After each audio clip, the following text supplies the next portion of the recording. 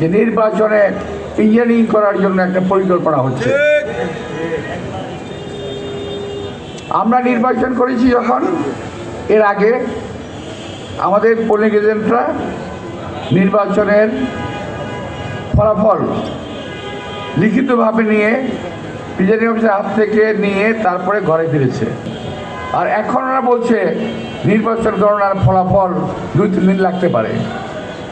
এটা আমরা কোনো পরিস্থিতিতে মেনে নেব না। এটা হলো কারচুপি করার প্রথম একটা লক্ষণ আমার মনে হচ্ছে। এই সরকারের কিংবা এই সরকারের মধ্যে কিছু কিছু লোক আছে যারা এখনো আওয়ামী লীগের কাজ করে, যারা ঘাপটি মেরে বসে আছে, যারা চায় প্রথমে চায় নির্বাচন না হোক, আর যদি হয় তাহলে যারা বিএনপি জিততে না পারে। আসলে ওরা যারাই থাকুক দেশে এবং বিদেশে, সোশ্যাল মিডিয়ায় যারা কথা বলেন, সকলেই দেশপ্রেমিক নয়, এটা বুঝতে হবে। দেশের জন্য এত প্রেম থাকলে দেশে আসেন না কেন? আপনারা দেশে আসেন, দেশে এসে নির্বাচন করেন, জনগণের মনোভাব বোঝার চেষ্টা করেন। ওই বিদেশ থেকে বসে বসে বিএনপিকে কীভাবে ক্ষতি করা যায়, বদনাম করা যায়, অপবাদ দেওয়া যায়, চেষ্টা তারা করতেছে।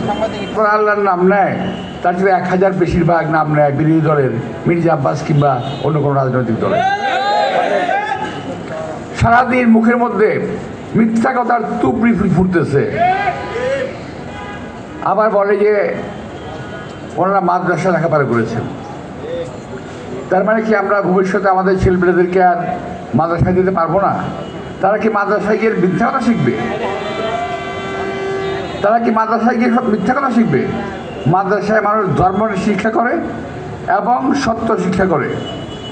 কাকে গীবত বলা হয়, কাকে মিথ্যা বলা হয়, গীবত করা নিষেধ, মিথ্যা বলা নিষেধ, এগুলো শিক্ষা দেওয়া হয়। আমাদের এই সভা থেকে বলতে চাই, বাবারা নির্বাচন করো, ভোট চাও, দেশের জন্য কি করেছ সেটা বলো, আগামীতে কি করবা সেটা বলো। তুমি কোত্থেকে আসছো, কি বিষয় আছে দেখার বিষয় আমার নাই। কথা হলো তুমি তাকে তোমার ভোট চাও, অন্যজনের জীবন গায়ে যত সময় নষ্ট করো, যত গুণা করো, এই কাজটা করার দরকার তো নাই।